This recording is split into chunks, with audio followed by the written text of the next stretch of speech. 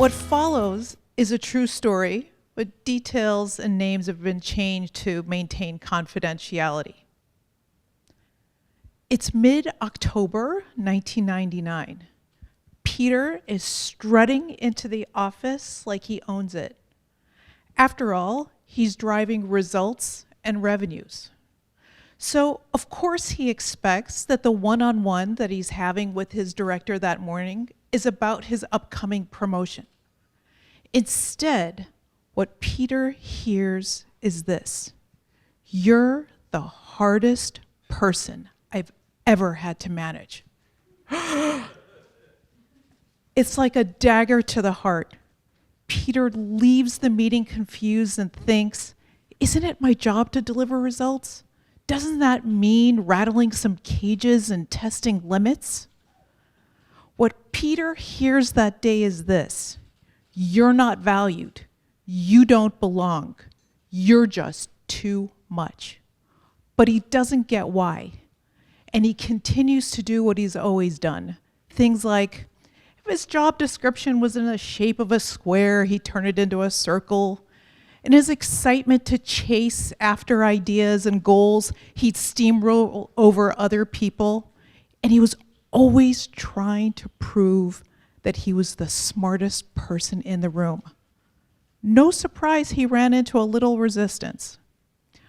What Peter is confused, because all he's trying to do is get people to join him on an adventure that he knows will be the ride of their lives. Peter is a modern badass. They go 80 miles an hour in a 45-mile-an-hour zone without checking to see if people are strapped in for the ride. They are well-meaning bulls in china shops. They don't mean to break as many dishes as they do, although let's be honest, a lot of those dishes were ugly. My clients are modern badasses, and they're often told they're too much. But the truth is, they can go from too much to just right. So how did I help Peter? 3 ways. First, he owned his modern badass persona. So besides going 80 in a 45, he accepts and owns that he's a disruptor. He's a change agent. The second thing that Peter has learned is to share the goals and values that he holds clearly. When he goes so quickly, no one knows what the goal is, let alone why they should care. And because he hasn't shared his values, they just see a guy who flies off the handle.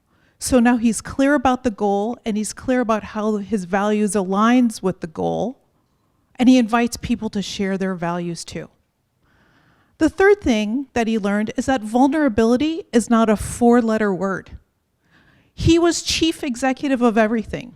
And so the quicker that he asks for help, he understands and accepts, the quicker he will receive it. And because he was a know-it-all, he understands now that this air of invulnerability was so not believable and made him so not trustworthy. So what's changed about Peter? The better question to ask is what hasn't changed? Still goes 80 in a 45, still rattles cages, still wildly creative. But what do people say about Peter now? His coaching sponsor at his company gets unsolicited feedback like, "What did you do to him? How did you tame him? He's different." And now he's also up for high-profile, high-visibility roles, things that were not available to him before. In other words, Peter has gone from too much to just right.